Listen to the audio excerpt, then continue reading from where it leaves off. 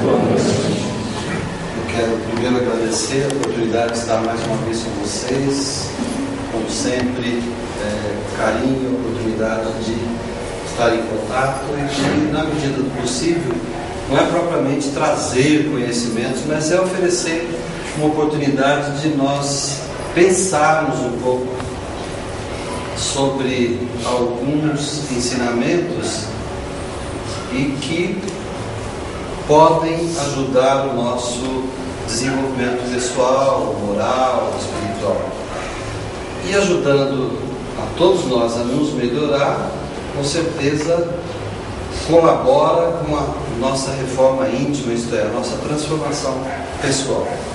O que eu vou falar para vocês podem estar estranhando. Que história é essa de ordens do amor e ordens da ajuda? Mas o que eu vou falar para vocês é exatamente para mostrar que o amor, esse amor que flui entre as pessoas, que flui de uma pessoa para outra, que flui nos grupos familiares, uma vez que é no grupo familiar que se dá grande parte da nossa evolução, ele tem uma certa ordem para acontecer. E também a ajuda. Nós temos, na maneira de ajudar, se possível, que seguir uma certa ordem, que vocês vão ver quais são, para que a ajuda realmente aconteça de forma efetiva. Nós nos queixamos muitas vezes de que nós queremos ajudar, mas não sabemos como, ou queremos ajudar e nem sempre somos reconhecidos, ou queremos ajudar e parece que a outra pessoa não entende, e assim por diante. Então, a nossa conversa de hoje, eu creio que estabeleça uma certa ordem didática que certamente vai nos ajudar. E estas ordens do amor e da ajuda, elas são premissas retiradas de uma técnica que atualmente está sendo muito utilizada, que provavelmente alguns de vocês já têm ouvido falar, que são as constelações familiares, que não deixa de ser uma maneira de tratar dos conflitos, dos problemas humanos, especialmente vividos no grupo familiar, porque é no grupo familiar que se dão as grandes questões do ser humano. É bom nós lembrarmos que nas nossas sucessivas encarnações, todos nós sabemos que elas existem e acontecem para os nossos ajustes e reajustes, não é isso? Já ouviram essa expressão aqui, não é isso? E, inclusive, Emmanuel diz que a maior parte dos renascimentos são exatamente para ajustes e reajustes. Apenas uma pequena parte dos renascimentos tem a oportunidade de reencontrar pessoas que, segundo Emmanuel, esses encontros servem para que nós possamos celebrar atos ou laços de amor que nós tecemos no passado. Mas isso é uma pequena parte. Talvez, se a gente puder colocar em números, talvez aí 1 ou 2%. 98% se dão para ajustes e reajustes. Por isso diz Emmanuel que o homem nasce e renasce múltiplas vezes na sua taba, isto é, no seu grupo familiar. De modo que viver em família é, ao mesmo tempo, celebrar encontros e reencontros e aperfeiçoar a convivência desses encontros. E Emmanuel diz ainda que esses ajustes e reajustes, eles se dão, na maioria das vezes, por pessoas que se encontram unidas pelas algemas do constrangimento e da aversão. Se você quiser encontrar essa expressão, você pode ver no livro Pensamento e Vida, que é ditado por Emmanuel, psicografado pelo Chico, no capítulo Família, em que ele explica em que condições o ser humano reencarna nas famílias. Então, ele dá um termo muito duro até. Imagine vocês viver a vida inteira unidos, não é por laços gostosos, laços suaves, aveludados, mas sim por algemas de constrangimento e aversão.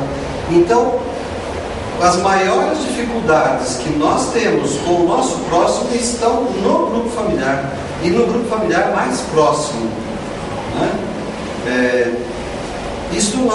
Assim nós podemos deduzir que as maiores questões de ajuste, de convivência, estão, por exemplo, entre pais e filhos, entre irmãos, principalmente.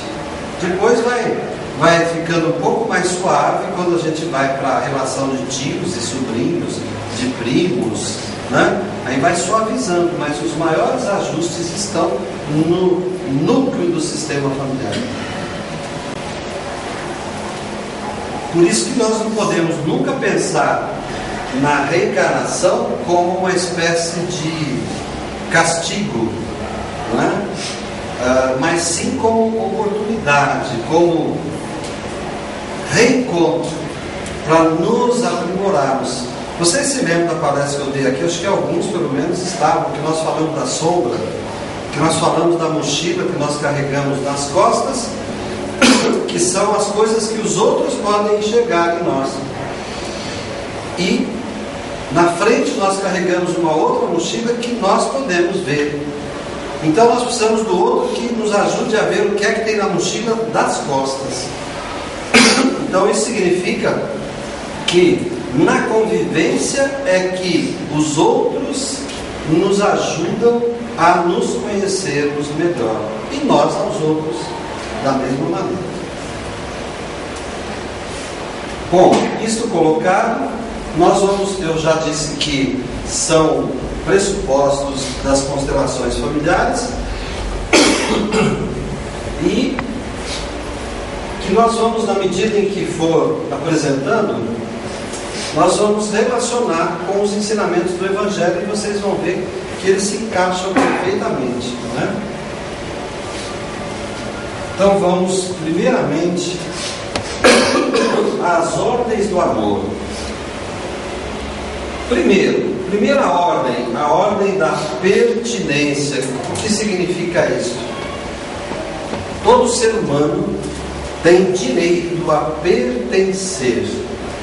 Pertencer a quê? Primeiramente ao grupo familiar. Por isso nós precisamos muito do grupo familiar mais próximo. Precisamos ser aceitos, precisamos ser bem-vindos, precisamos ser reconhecidos, precisamos ser acolhidos, precisamos, enfim, pertencer. É uma coisa que acalma, preenche a alma humana, ele ser querido. E ele vai ser querido primeiramente pelos familiares.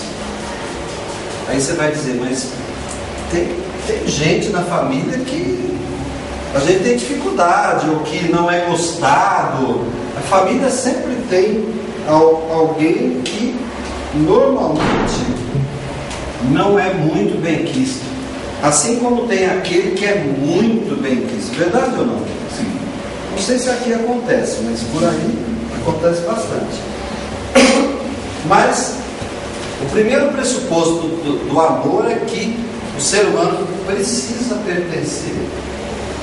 Então, quando nós vemos pessoas que são rejeitadas, pessoas que são excluídas muitas vezes pelas famílias, né? Aquele filho mais complicado que a família tenta esquecer, tenta, se possível, deixar abandonado, né? Haja vista os internos das casas André Luiz, por exemplo, muitos deles são pessoas que foram abandonadas pela família. Então, estes são excluídos dessa ordem de pertencimento. Segunda ordem é da inocência e da culpa. Essa ordem diz o seguinte: as crianças, pela sua inocência, tendem a sentir culpa e sofrer pelos pais. Vocês já viram isso nas famílias? Vocês já viram como as crianças muitas vezes ficam preocupadas quando o pai e a mãe brigam, por exemplo? Né? Como as crianças acham que os pais brigam por causa dela. Já viram isso? Ou só os psicólogos que percebem isso? É só você observar. A criança acha que o pai está brigando com a mãe, no fundo, por causa dela. Porque se ela não existisse, se ela não desse trabalho, eles não brigariam. Isso na cabecinha das crianças, né? Então, há que se considerar que as crianças, embora se sintam culpadas muitas vezes, elas na verdade são inocentes. Nem sempre elas podem ser objeto de alguma culpa ou de alguma responsabilidade. Mas acontece que, sem pensar, sem querer, aos pouquinhos, muitas vezes na convivência, nós vamos depositando nas crianças uma certa responsabilidade. Quando o marido diz assim: olha, eu só não separo por causa das crianças, por exemplo, ou quando a mãe diz isso, aí você vai dizer: não, ela fala isso quando a criança não está ouvindo, mas provavelmente ela deixa escapar isso em outros momentos da convivência, né? De que forma? Por exemplo, dizendo assim: se eu não tivesse que ficar com vocês, podia ter ido com o teu pai, por exemplo. Então, nessa hora ela está colocando, atribuindo a seu filho ou a sua filha uma responsabilidade, uma tarefa, que é aquela de se sentir responsável por atrapalhar muitas vezes a liberdade, ou a vida, ou o tempo da mãe ou do pai. Ou então a mãe diz assim: como é que eu vou trabalhar esses dois pirralhos aqui que me dão trabalho o dia inteiro? Eu só sossego quando eles vão para a escola. Então, quando a mãe faz um comentário desse, ela está atribuindo à criança, sem pensar, uma responsabilidade pelo seu sacrifício ou pela sua labuta diária. Faz sentido isso ou não? Então, pensar em ordem do amor significa evitar dar essas atribuições aos filhos, mesmo sem querer. Então é preciso que a gente vigie permanentemente. A terceira ordem é dar e receber.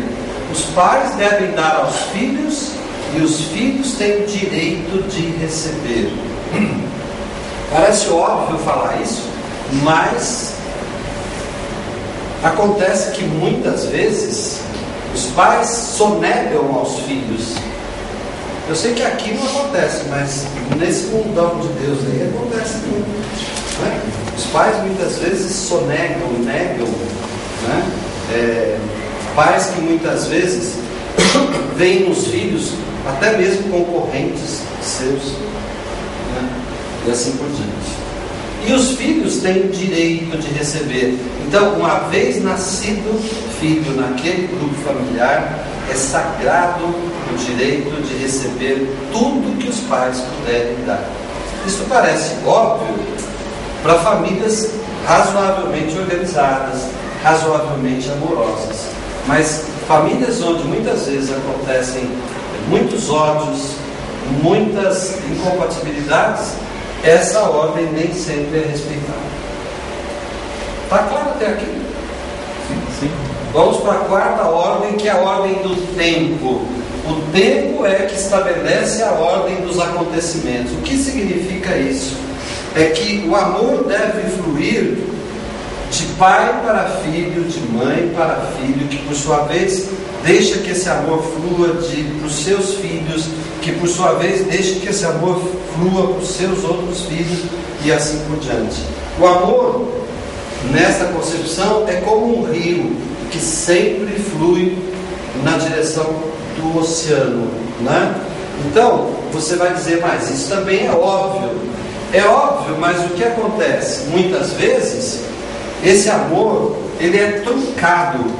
Por exemplo, nos casos em que a gente observa que um filho se dá muito melhor com a avó do que com a mãe, por exemplo. Ou o filho se dá muito mais com o avô, né? E aí a gente ouve o filho dizer assim: não, minha mãe é a minha avó. Quando você vê isso, alguma coisa, seja relacionada a vidas passadas, ou seja, já conseguido nesta existência, está havendo alguma interrupção nesse chamado fluxo do amor, que de alguma maneira, por alguma razão, não está fluindo de um para o outro. Quando um pai ou uma mãe tem uma preferência muito evidente por um dos filhos, por exemplo, e isto também acontece ou não? A gente ouve muito pai e mãe dizer que gosta igualmente, né? Isto é muito mais um desejo do que propriamente uma verdade. Os pais gostam diferentemente dos seus filhos. E não é que para uns tem mais amor ou para outros tem menos. É que há amor que se manifesta de maneira diferente. Porque a um filho, muitas vezes, o pai atribui confiança, responsabilidade. Ao outro filho, o pai atribui muitas vezes dúvidas sobre a sua maneira de ser e assim por diante. Então, é preciso que os pais sejam vigilantes para que esse amor flua igualmente ou de maneira muito semelhante e muito constante para os seus filhos, de modo que isso seja inspirador para que os filhos dos filhos também tenham essa mesma vigilância de deixar fluir o amor nas suas gerações futuras. Faz sentido isso, gente? E se você for no Evangelho, ou se você for nos ensinamentos divinos, você vai observar que era exatamente isto que Jesus apregoava, né? E Jesus tinha ainda uma preocupação maior, porque ele considerava que, na verdade, todos eram irmãos e todos deveriam ser tratados como irmãos. De modo que esse amor não deveria fazer diferença entre pessoas, né? Principalmente sendo da mesma família. Então, passamos às ordens do amor. Agora nós vamos para as ordens da ajuda. E aqui nós estamos falando de ajuda, essa mesma que todos nós praticamos de algum modo, todos os dias um pouquinho. Seja com o familiar, seja com o nosso vizinho, seja com o nosso próximo de uma maneira geral. Mas há que se respeitar algumas coisas para que essa ajuda possa fazer o outro se engrandecer com a nossa ajuda e possa também nos engrandecer. Nós vamos ver como é que isso acontece. A primeira ordem da ajuda consiste em dar apenas o que se tem e somente esperar e tomar o que se necessita.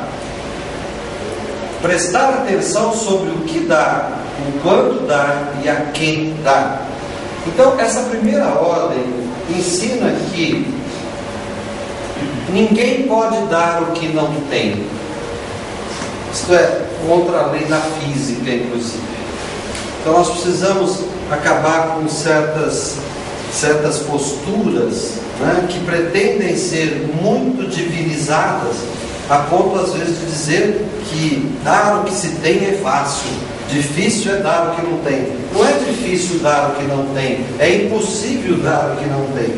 Se você não tem, você não pode compartilhar. Aliás, nós, seres humanos, ainda precisamos aprender muito a saber valorizar, para nós podermos dar, doar e assim por diante. Então, dar o que se tem significa dar aquilo que é precioso para você.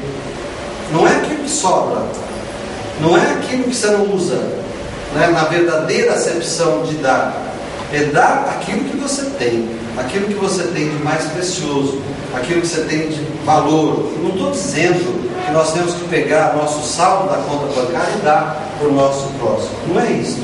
Mas é preciso que ao dar, nós demos coisas que são igualmente valorosas para nós. Tomar muito cuidado para que a gente não dê com um certo menosprezo ou com uma certa invigilância. Por outro lado, nós devemos esperar e pegar para nós apenas aquilo que nós necessitamos.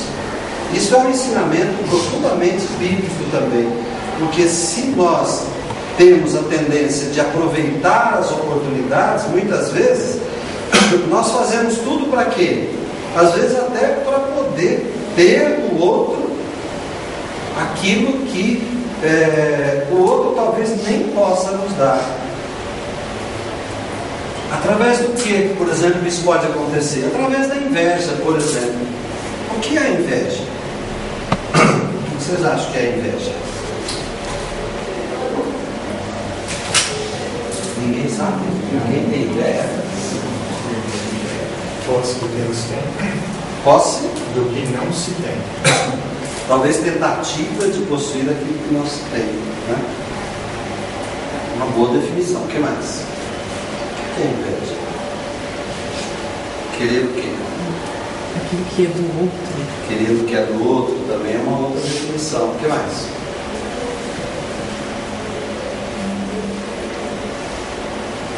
Aquilo que não se pode. Talvez eles não saibam porque aqui não tem ninguém invejoso, mas diga. Aquilo que não se pode ter. Aquilo que não se pode ter. A melhor definição de inveja que eu já vi foi de um pensador francês chamado René Girard, e ele diz que inveja é querer ter o que o outro tem. O problema da inveja não é que eu quero igual ao do outro. Eu quero todo o outro. O que eu não suporto é que o outro tenha tido antes de mim. Então eu gostaria que eu tivesse antes dele, porque assim eu apagava essa ideia de que ele está na minha frente. E é por isso que é uma empreitada em vão, porque você nunca vai ter o que o outro já tem na sua frente. Por quê? Porque ele já conseguiu, ele já obteve. E é aí que emana de nós as nossas vibrações, no sentido de pelo menos psiquicamente, queremos anular aquilo que o outro tem. Muitas vezes nos é insuportável pensar que o outro obteve algo que nós ainda nem sequer pensamos ou estamos muito longe de conseguir.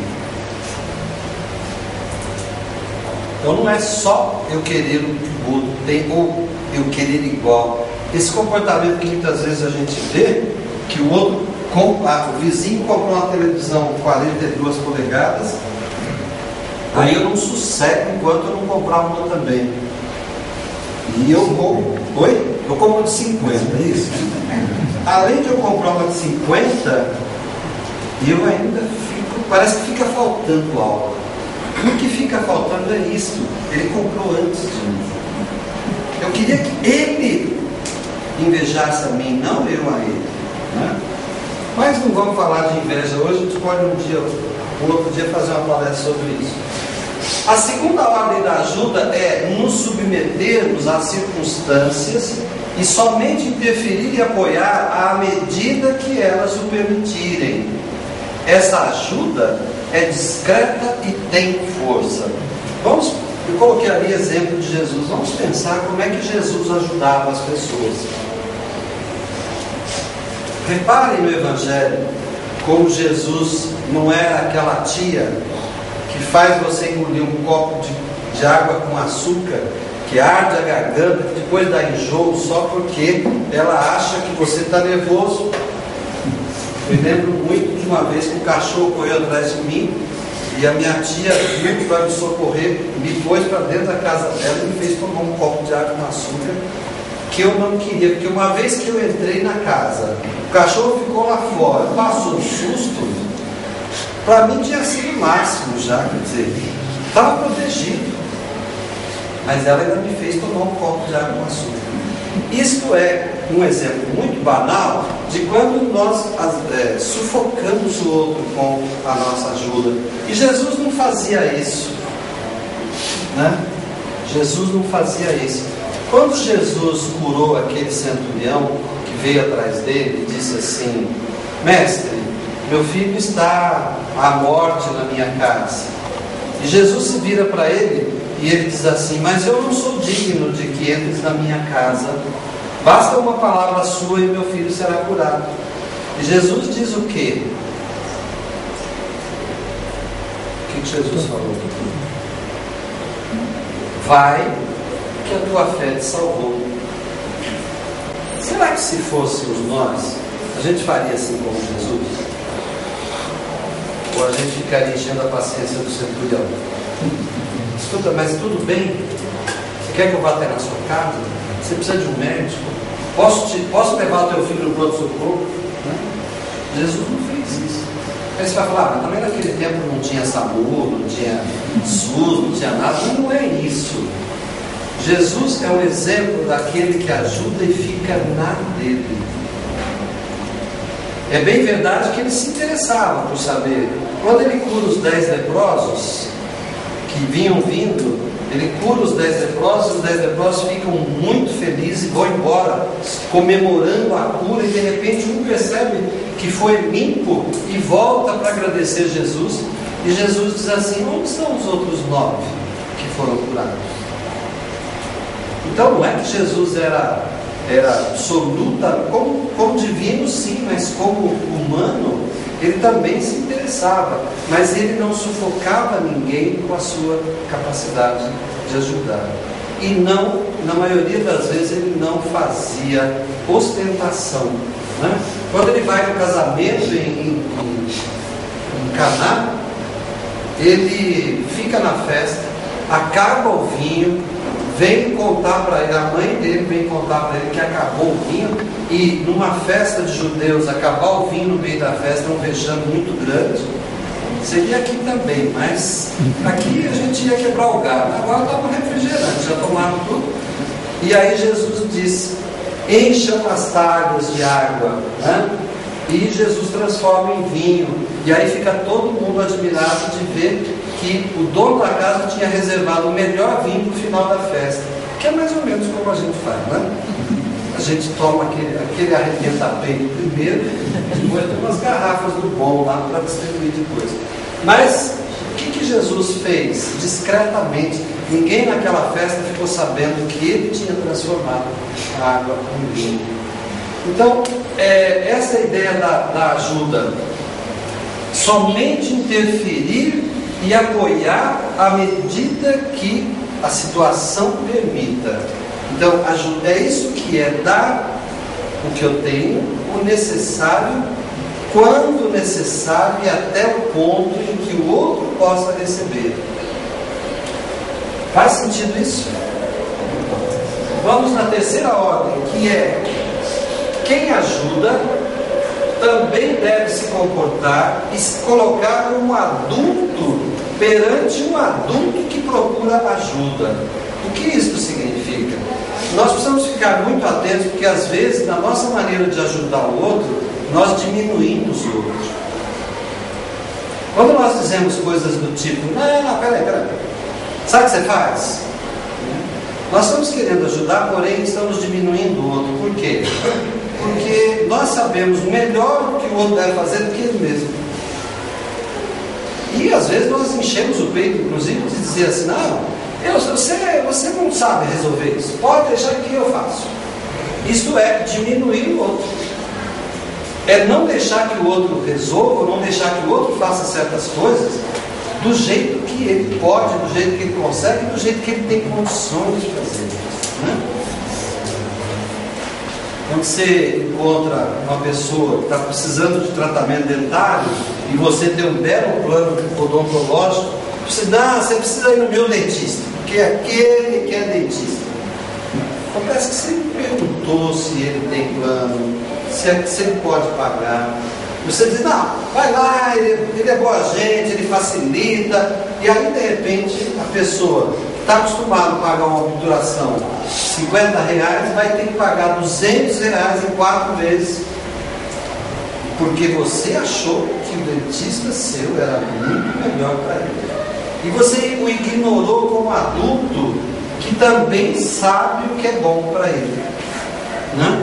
Então, a terceira ordem é ajudar de modo que você se comporte como adulto, perante um outro adulto que está procurando ajuda. Amar ao próximo, vamos lembrar do mandamento, amar ao próximo tanto quanto a nós mesmos. Então, há que se respeitar o outro ao ajudar. E muitas vezes nós corremos o risco de esquecer isso. Então, é uma pergunta importante para nós pensarmos: o quanto a minha ajuda vai diminuir o outro? O quanto a minha ajuda pode desrespeitar o outro? O quanto a minha maneira de ajudar pode desrespeitar o outro? E isso é uma coisa que Jesus tomava muito cuidado.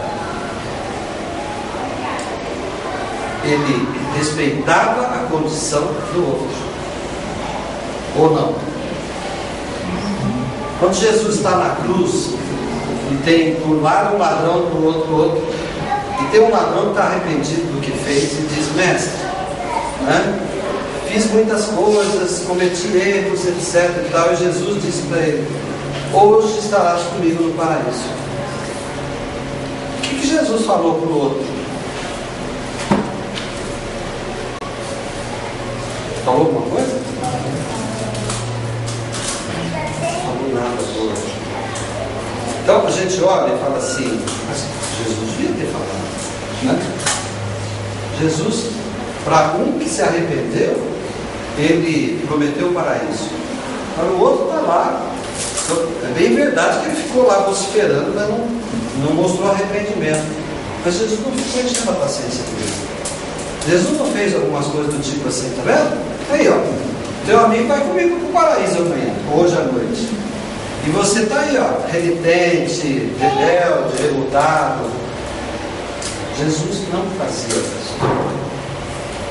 Jesus não fazia. Quando procuraram Jesus para perguntar a quem se deveria respeitar, trazendo uma moeda com a efígie do César, pensando que Jesus ia falar: não, vocês devem respeitar a Deus, e isto significaria desrespeitar a César, que era o imperador.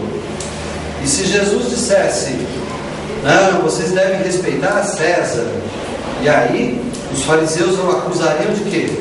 De estar negando o Deus que ele pregava. Então Jesus diz o quê? Dai a César o que é de César, e a Deus o que é de Deus. Tapou a boca dos fariseus. Então Jesus não entra no mérito.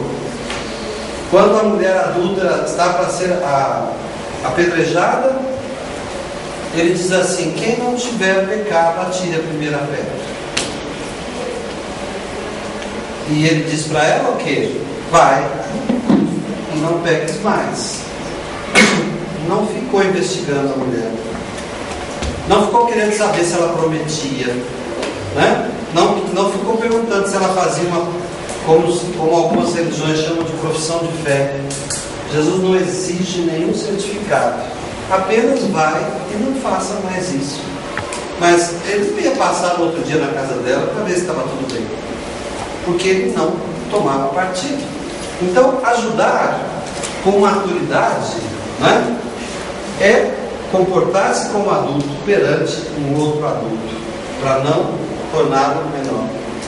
Está claro até aqui? Faz sentido isso? Eu não quero que vocês decorem, não preciso decorar, mas é para a gente pensar um pouco que a sabedoria do Cristo é muito exemplar, né? Nós é que muitas vezes temos dificuldades de lidar com coisas bastante simples até.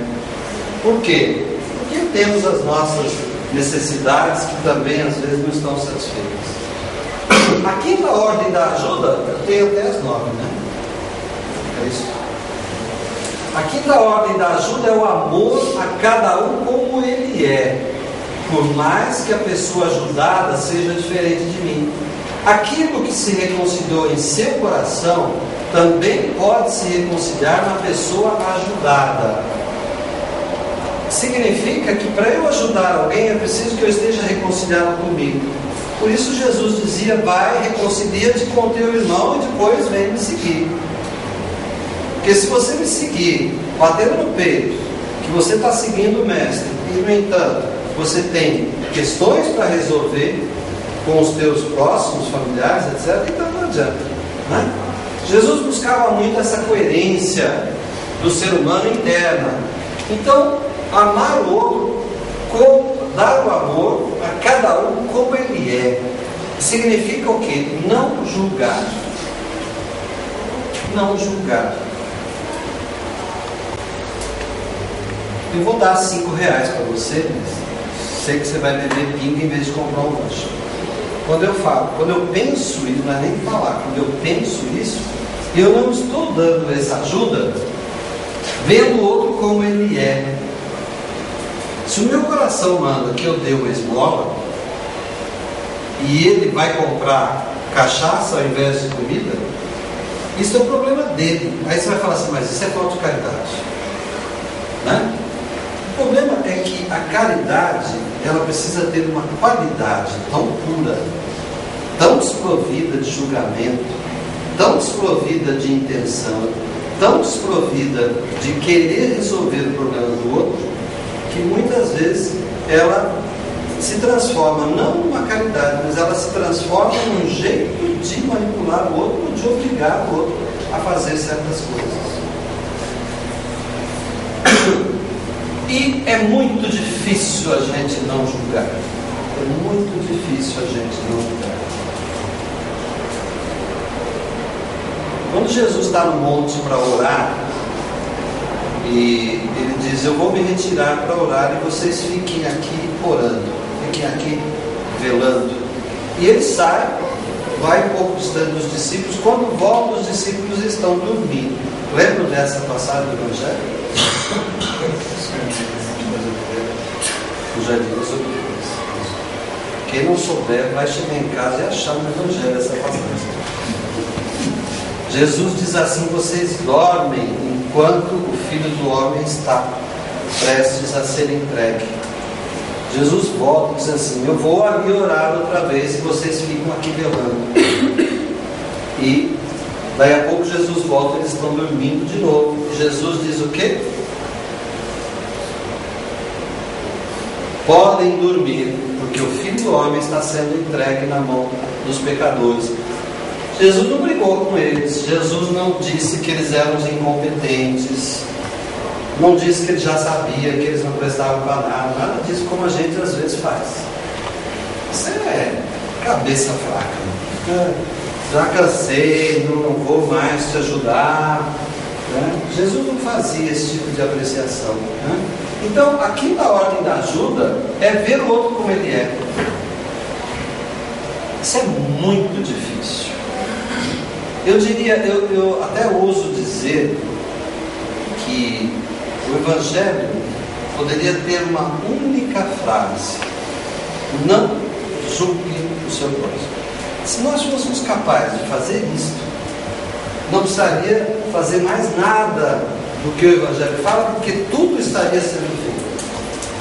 Se nós fôssemos capazes de olhar para uma pessoa e não fazer nenhuma avaliação dela, nós estaríamos julgando. A gente consegue isso? A gente vê o carro muito devagar na frente, a gente fala assim. Tem uns que dizem assim, deve ser mulher. Tem outros que falam assim, deve ser um orelhudo. Ou então dizem assim, deve ser velho. O que são?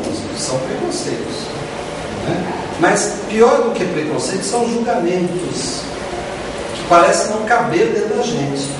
Então, não julgar é muito difícil. Eu gosto muito de uma historinha, acho que eu até já contei aqui para vocês. Dois meninos que eram muito amigos, um era pretinho e o outro era loiro.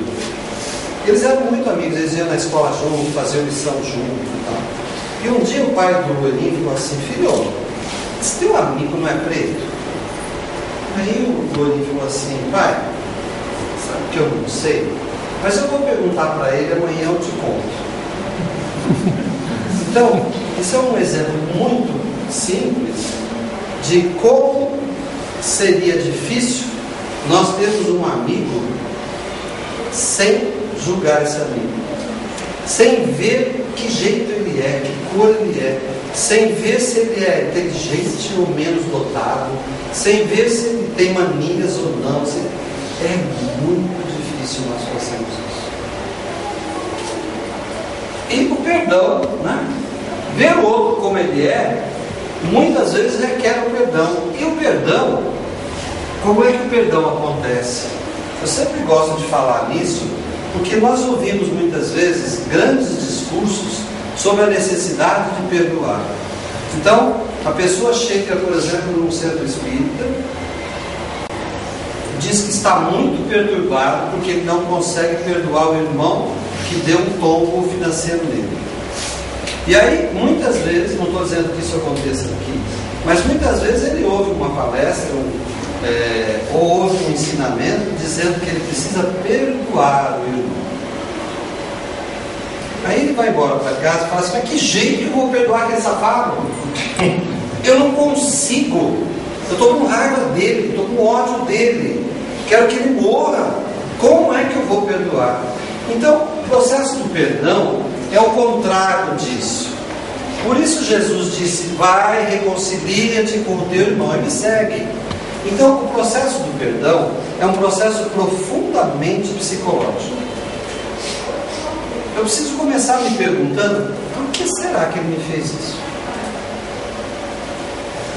Qual parte de mim deu esse dinheiro? Vamos pegar esse exemplo. Qual parte de mim deu esse dinheiro de uma forma desavisada? Qual parte de mim talvez não valorize tanto o dinheiro que tem? Qual parte de mim se sentiu orgulhoso de poder emprestar o dinheiro para o irmão?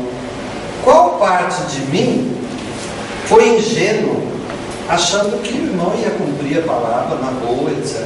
Enfim, esse processo que nos leva a um grande e profundo autoexame faz com que eu comece a perceber qual a responsabilidade que eu tenho nessa situação. Aí eu vou olhar para o outro. Que horas ele pediu dinheiro para mim? Como ele pediu? Por que ele pediu? Como é que ele procede? Você vai falar assim: mas você não ia dar? Ué, de repente eu digo não. Aí você vai falar assim: ah, mas é falta de caridade. Falta de caridade é depois que você deu desavisadamente, você não conseguir nem entender por que você fez aquilo. E aí você cobra do outro simplesmente. Então, eu digo sempre: o perdão é o fim da história. Quando você se examinar e entender um pouco melhor a sua atitude pessoal e entender um pouco melhor a atitude do outro, você começa a perceber que vai se desfazendo dentro de você certos sentimentos. Por quê? Porque psicologicamente você foi tirando a carga emocional do fato. O fato permanece. Seu irmão não pagou a dívida. Mas a carga emocional vai sendo tirada ou vai sendo afastada. E isso dilui, a ponto às vezes de você dizer assim: ó, pensando bem, né? Deus já me deu tanto mais depois, eu aprendi com isso. E não tem nada de mal você dizer assim: não me presto mais. Não tem nada de mal, desde que você tenha tomado consciência. E, por outro lado, você diz: mas agora sim, agora eu me sinto livre, leve dessa questão, porque eu entendi por que ele pegou esse dinheiro e não me pagou. Então, quando nós fazemos isso, o perdão aparece como um resultado natural e não como uma atitude que eu tomo primeiro para depois fazer esse processo. Nós não conseguimos isso, porque quando algo nos perturba, significa que nós estamos ainda reticentes à nossa posição, e é da nossa posição que nós não queremos abrir mão. Quando Jesus pergunta, eu sempre gosto do teste que Jesus fez com Pedro. Perguntou: Pedro, tu me amas? E Pedro disse assim: claro que te amo, mestre. E Jesus perguntou de novo. Pedro perdeu a segunda oportunidade. Falou assim: Pedro, tu me amas? E Pedro disse assim: mestre, você sabe que eu te amo. Já estava meio bravo. Jesus pergunta pela terceira vez: Pedro, tu me amas? E aí Pedro perde a paciência e diz assim: mestre, tu sabes todas as coisas, tu sabes que eu te amo. Isto é, mestre, você sabe tudo, fica me amolando a paciência, fica me apertando contra a parede aqui. Que nessa altura Pedro já estava com muito medo de ser visto como amigo de Jesus. E não aconteceu outra. Jesus disse: em verdade eu te digo que antes que o galo cante, você vai me trair 3 vezes. Aí você vai falar assim: por isso que Jesus perguntou 3? Não. Jesus queria que Pedro tomasse uma atitude transparente, que seria usar o livre-arbítrio e dizer: mestre, eu não estou aguentando. Eu estou morrendo de medo aqui que eu seja preso junto com você.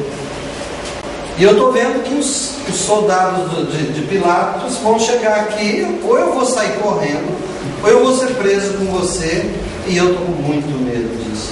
Se Pedro usasse o livre-arbítrio para assumir uma atitude, Jesus teria feito a pergunta uma vez só. E Jesus fez 3 vezes, exatamente para Pedro perceber que ele não conseguia tomar uma atitude que ele precisaria tomar naquela hora. Isso é ver o outro como ele é.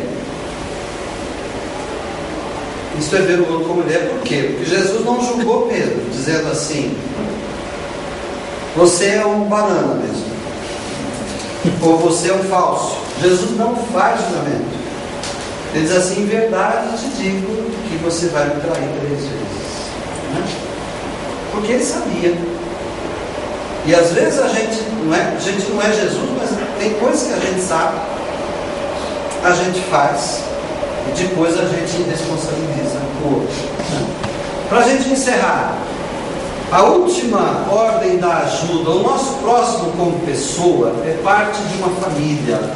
Quando vemos uma pessoa como membro da sua família e a vemos junto com seus pais e ancestrais, e talvez também com o seu ou a sua parceiro e seus filhos, é assim que nós então percebemos a pessoa completamente. O que é que essa ordem da ajuda está dizendo? É que você precisa enxergar a pessoa dentro do contexto familiar dela. Você precisa pensar que ela tem pai e mãe, que ela tem avós, que ela tem filhos, que ela tem parentes, que ela tem uma condição de vida. E isso significa entender a situação mais ampla do outro. Não é aquela ideia de ajudar localizadamente, sem, digamos assim, sem ter a empatia com o outro. A empatia de quem ajuda deve ser menos pessoal, mas sobretudo sistêmica, isto é, sobretudo percebendo mais amplamente. Ele não se envolve no relacionamento pessoal com a pessoa ajudada. Essa é a quarta ou quinta aqui? Acho a quarta de cima. Está certo, a quarta. Essa é faltava inverter. Essa é a quarta ordem da ajuda. Jesus percebia os seres humanos como membros de um grupo familiar. Quando a mãe de Jesus diz assim: estão aí, ou dizem a Jesus: estão aí os teus irmãos e a tua mãe. E ele diz assim: quem são meus irmãos e quem é minha mãe? E ele completa: todos são meus irmãos e minhas mães. Nesse sentido, até bonito o nome do filme As Mães de Chico, né? No sentido de se lidar ali com a maternidade e não propriamente com essa ideia de posse que muitas vezes nós temos quando nós nos referimos tanto a um filho como o meu, como nos referimos também a um carro como o meu, e assim por diante. Vamos para os finalmente. Como os sentimentos de raiva comprometem as relações e o amor entre as pessoas. Vamos falar especificamente de alguns sentimentos de raiva que turvam, que impedem, ou que complicam muitas vezes seguir essas ordens do amor e essas ordens da ajuda. Primeira razão da raiva nos atrapalhar: quando alguém me agride ou faz injustiça comigo, eu reajo. A maneira como eu reajo é que é importante. Não podemos ser hipócritas de dizer que não devemos e precisamos reagir. Isto é, não, eu não sou culpado. Então, se você vier para cima de mim, você vai receber. Não poder Pois a energia que produz a raiva também é uma força necessária para transformar. É preciso a gente desmistificar um pouco a raiva como uma coisa ruim. A raiva procede de uma energia chamada agressividade. Todos nós temos agressividade. E a agressividade é uma energia boa. Nós precisamos de agressividade. Se eu não tivesse uma dose de agressividade, eu não estava aqui falando para vocês. Porque faltaria o quê? Faltaria tônus, faltaria ar para o meu pulmão poder soprar o ar e produzir a voz na garganta. Então, a energia, ela é limpa. Toda energia é limpa e não se contamina. Portanto, esta agressão que muitas vezes nós temos é o quê? É uma energia canalizada de uma forma provavelmente não muito bem consciente ou não muito amorosa. Porque ela se transforma, na verdade, numa violência. Por isso a agressão. Tem uma frase de Aristóteles, que está ali na segunda, que nos esclarece mais. Quando me enfureço e me zango, porque percebi que deixei de tomar atitudes, então uma forma de dar raiva é sentir injustiça, né? E reagir de qualquer jeito. Eu preciso saber reagir. A outra é, quando eu me enfureço e me zango, porque percebi que deixei de tomar atitudes, ou deixei de exigir ou pedir coisas que deveria ter tomado, exigido ou pedido. Em outras palavras, é aquela situação onde você diz: eu queria ter falado umas boas para ele, mas na hora eu não consegui. E você fica com muita raiva dentro de você. É aquela sensação que você está sempre ficando com raiva, mas nem sempre você tem a atitude adequada para o momento. Então a frase de Aristóteles é assim: zangar-se é fácil. Porém, zangar-se com a pessoa certa, da maneira certa, na hora certa e com a pessoa certa, isto não é fácil. Esse é o grande problema da reação. Porque muitas coisas se misturam na nossa cabeça, muitos julgamentos vêm à nossa mente, e aí isso nos confunde, e nós ficamos muito mais com a raiva do que com a clareza de uma reação adequada. Terceira, quando eu fico com raiva de alguém porque eu me fiz mal, mas eu não quero reconhecer isso. O que ele fez para mim foi injusto. Por exemplo, eu não me conformo com a atitude dele ou dela. O que ele fez para mim eu não vou esquecer nunca. Essas frases dizem respeito a que eu até entendo que eu errei, mas eu não quero reconhecer, ou não tenho facilidade para reconhecer, né? É aquilo que a gente chama de não dar o braço a torcer, não é isso? Teima e mantenha. A outra forma, alguém me dá tantas coisas boas que eu não consigo retribuir. Fica difícil de suportar tanta bondade. Isso daí parece estranho no primeiro momento, mas pare um pouquinho para pensar. Ninguém aguenta muito tempo uma pessoa extremamente bondosa. Está vendo? Aguenta? Vocês já pararam para pensar que uma pessoa extremamente bondosa, compreensiva, ela nos irrita às vezes? Já pensaram nisso? Já? Não. Ele é muito bom. É muito bonzinho demais. Se fosse comigo era diferente, né? E há pessoas que dizem mesmo: eu não aguento aquela santidade dele, aquele jeito de santo dele, né? Por quê? Porque lembra que eu falei que quando nós queremos ajudar mais do que o outro quer receber, nós focamos o outro e nós diminuímos o outro. Então muitas vezes a nossa bondade sufoca o outro. E o problema é que eu sou tão bom com ele, tão compreensivo, que ele não consegue retribuir à altura. Porque talvez eu faça isso de forma espontânea, mas o outro não consegue. Isso vai criando na relação humana um desnível, porque eu dou mais do que ele pode receber e ele não consegue retribuir para mim tanto quanto eu dou. Eu sempre brinco dizendo, já falei isso aqui também, eu acho, que no consultório sempre vem o bonzinho. O ruinzinho nunca vem na consulta. O ruinzinho sempre fica em casa. Que é o bonzinho falar mal dele. Né? Por que isso? Porque nas relações humanas, em geral, elas se estabelecem mais ou menos assim. Um dá uma de bonzinho e o outro fica sendo mal.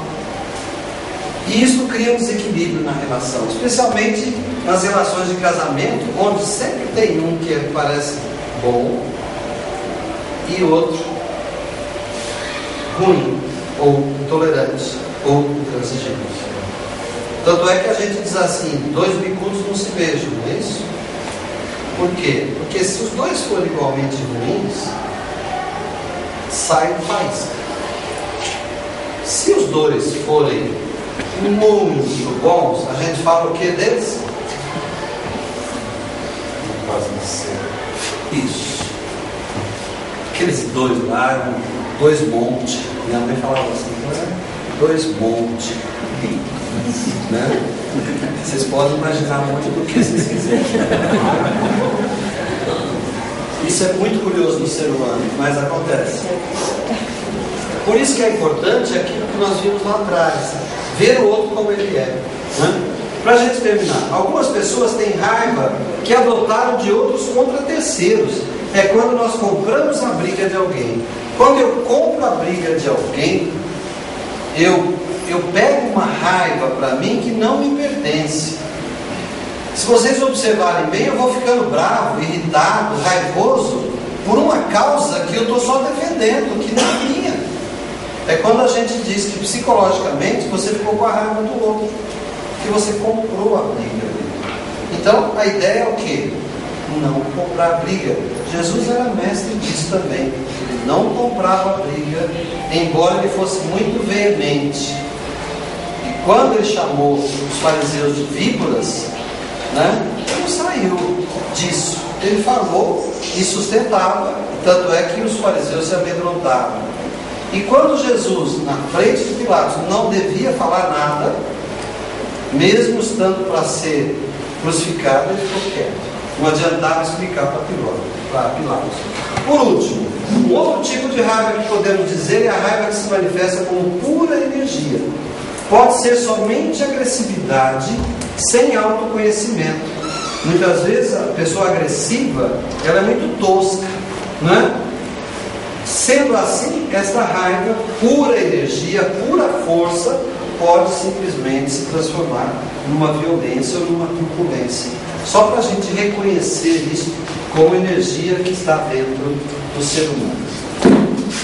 É isso que eu queria mostrar para vocês, para que nós todos possamos pensar um pouquinho mais que os ensinamentos do Mestre, os ensinamentos da espiritualidade, na verdade obedecem uma certa ordem das coisas e, acima de tudo, atendem àquele mandamento de amar ao próximo como a si mesmo. Nem mais, nem menos, mas tanto quanto nós somos capazes de nos amar. Que o Mestre nos abençoe, que no plano espiritual nos assista a todos os nossos passos. Mais uma vez, muito obrigado por estar aqui com vocês.